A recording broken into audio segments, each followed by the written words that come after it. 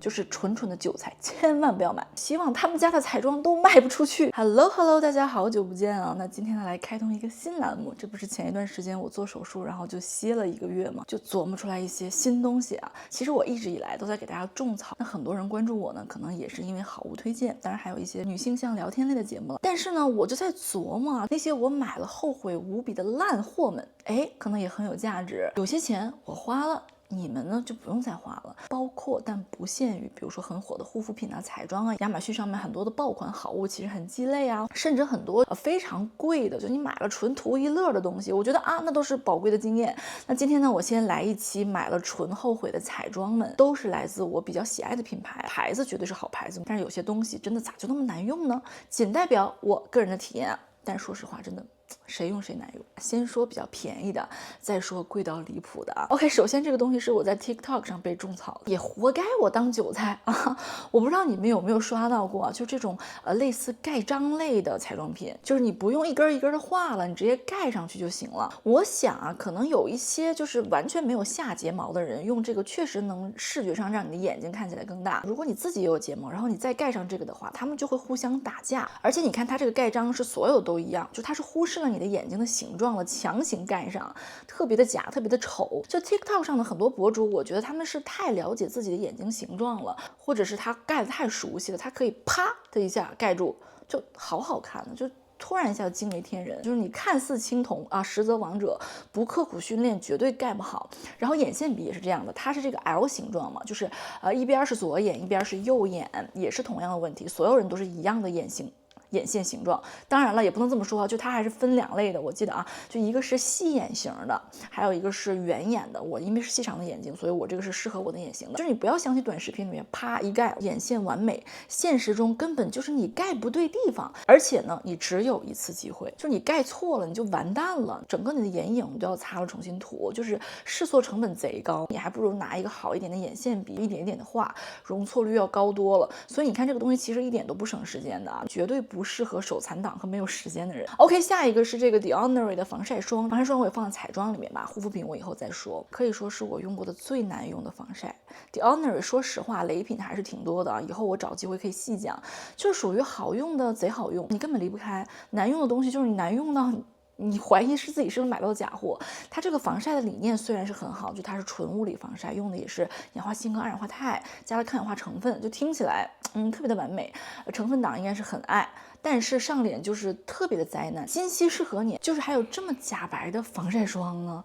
而且它的质地特别的厚重，推都推不开，然后搓泥搓到你怀疑人生，后续上妆更是直接起皮啊、卡粉呢，就斑驳成一片。我皮肤本身是基本上不怎么长痘的，除了我前一段时间手术啊，感觉有些荷尔蒙变化，我长了一些痘，用了几天这个之后就长痘了，所以我非常的不推荐。OK， 然后是 Rhode 的这个腮红棒，超级火吧啊，我也是全色都入了，主要是一起买好像能省点钱，贪小便宜吃大亏啊。它其实是很上色的，就刚涂上去颜色是好看的，没有问题的。但是它这个东西特别的油腻，它的含油量太高了，你往脸上一抹吧，它就会把你底下的这个粉底直接就给你刮下来了。刚涂上去是很上色没错，但是没过一会儿就化没了，就你的油把颜色都带走了，持久度非常的差。他说它是 cream blush 吧，我是能够理解它是会有一点润的，但是你也不能油成这个样子吧，就除非你完全不涂底妆，可能还有一点亮了吧唧的那种感觉啊。但是你只要打了粉底，就等于你为了涂一个腮红把整个底妆都毁了，然后颜色也留不住。哪怕你是用手蘸着涂，它在脸上的持久度也几乎为0，风一吹这个头发丝儿就会粘在腮红上，出门半小时腮红就消失了，然后就剩下一脸的油光。我觉得黑莉的东西整体来讲还是噱头更多一点，而且它现在价格也不便宜了啊，我非常不建议大家跟风入。然后是 Merit 的，其实他们家的东西我都是很喜欢的，整体来讲基本没有什么雷品。这个唇膏呢其实也是好看的，然后呢上嘴也是很舒适的，但是怎么那么容易坏呀？就不夸张的说啊，我觉得2、3个月吧，就一股明显坏掉的那种味道。它的成分主打是 clean beauty 嘛，就是它用了很多天然的油脂成分，它没有传统唇膏的那种强效的防腐剂，它这些油脂特别的容易氧化，它的配方肯定还是有问题的。说实话，它这个唇膏是真的做的不错，非常的滋润轻薄，然后颜色也都特别高级。色号不踩雷，每个颜色都好看，而且它就刚上嘴的那种润泽感，嘴巴很舒服的。但是保质期真的太短了，我也买了很多很多。然后它最近新出了一款新品，就是雾面的润唇膏，一种很润的，但是那种雾面的。但是因为它产品刚出，我也不知道是不是2、3个月就坏了啊，是让我们拭目以待。我觉得它整个这一系列的这个唇膏都是属于适合那种你打算3个月就用就扔掉了就不差钱的姐妹啊。OK， 然后是 Dips Beauty 修容腮红棒，这个应该也算是一个爆款来的吧，可以说是白女博主几乎人手一支啊，就是你看那个所有那种白女爱用的视频一定有它，北美小众推荐好物也一定也有它，就它配色特别的灾难，就它的修容色和腮红色放在一起就很奇怪，修容呢都是偏红偏暖的，就是它根本画不出那种自然的阴影感，然后腮红那头吧，就是又是那种偏橘偏脏的那种颜色，上脸一点都不显气色，就它又不丝滑，它又有点油腻，在脸上属于怎么晕染都晕染不好的，反正我是感觉我怎么晕染都晕染不好，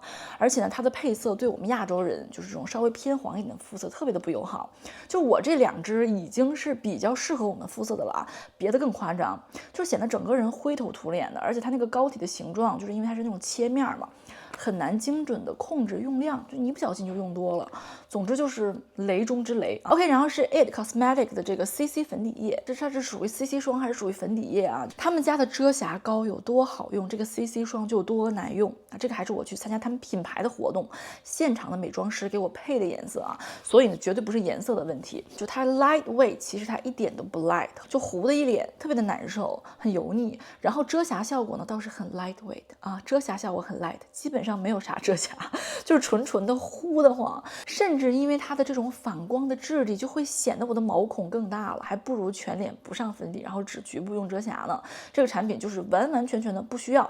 OK， 然后是迪奥的这个 Foundation Stick， 就是它的这个粉底膏，在北美比较受欢迎的产品了，而且我经常在参加活动的时候被其他的博主种草，被他们推荐，但是我自己上脸真的我觉得很拉垮。首先它这个质地是属于偏干偏硬的，一点都不顺。你要是皮肤有一点点干燥嘛，或者是有一丢丢起皮的地方，它就会把你所有的瑕疵都放大，它会卡在你的什么法令纹的干纹的这个里面，而特别的容易暗沉。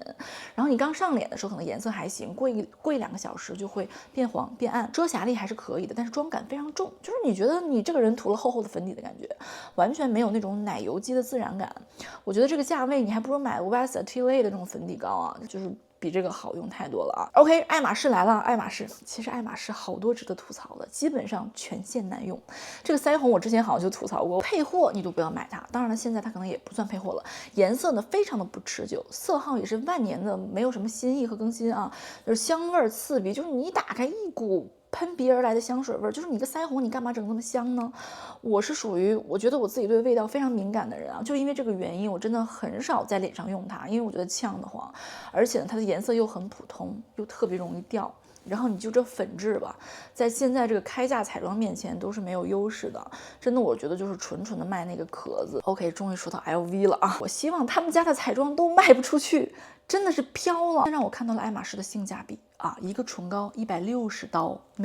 一个眼影盘$250。我是买了2款啊，一个是雾面唇膏，还有一个呢是润唇膏。首先这个包装远远不如爱马仕的好看有设计感，关键是难用啊，就是它显唇纹显到离谱，就是 Pat 自家的口红可能$20-30，这个肤感和显色度就比这个强100倍。你说你是雾面的，我理解不会很润，但是也不至于干成这样吧。然后它这个 LV 的润唇膏呢，倒是不干，说什么48小时保湿啊，24小时舒适绝对没有。然后说什么自己卖的很贵，是因为里面有什么薄荷呀、什么树莓呀这种香味儿，就是味道也就so 还可以，根本不是很多博主说的什么它是 buildable coverage 可以叠加啊。叠了好几层，基本就是跟美图一样，它不同色号之间没有区别，就是一层油光。然后它滋润呢是还挺滋润的，但是$160一支啊，可能还不如1块钱的凡士林唇膏好用。然后说这个眼影，长叹一口气，$250让我觉得我自己是个250，就是它包装沉甸甸的，看着高大上啊。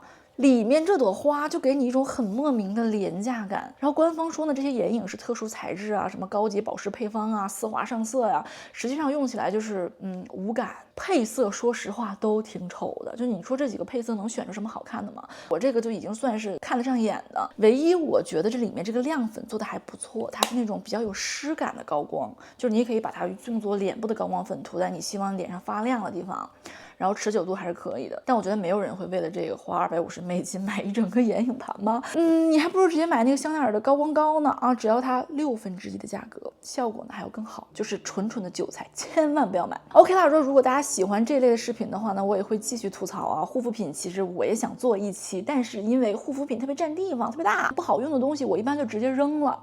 然后我觉得扔了的东西呢，我又不好做视频给大家吐槽，就有种空口无凭的感觉，就可能还是我要攒一攒啊。那如果你喜欢我这一类的视频的话呢，非常感谢大家可以帮我点赞支持，也可以关注我的 IG， 我每天呢都会在 Instagram 上更新我的 Story。最近手术之后恢复的也不错，就是在家待的有点越待越想躺平了，越躺越啥也不想干了，所以我最近我要振作起来。也非常感谢大家之前发给我的祝福啊，我现在确实已经恢复的非常的好了，那也谢谢你们，那我们就下期见，拜拜。